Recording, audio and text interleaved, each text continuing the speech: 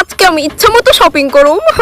হ্যাঁ হ্যাঁ, তুমি তো আসছেই আমার পকেট খালি করার লিগা। হ্যাঁ আরে বিশাল, কেমন আছো? Oh no! ভালো আছি। Okay bye. ভালো আছি। রেস্টুরেন্টের খাবারগুলো সেই স্বাদ, তাই না লতিকা?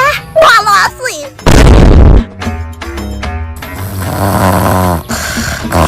ফাইনালি ঘুমাইছে। ভালো আছি।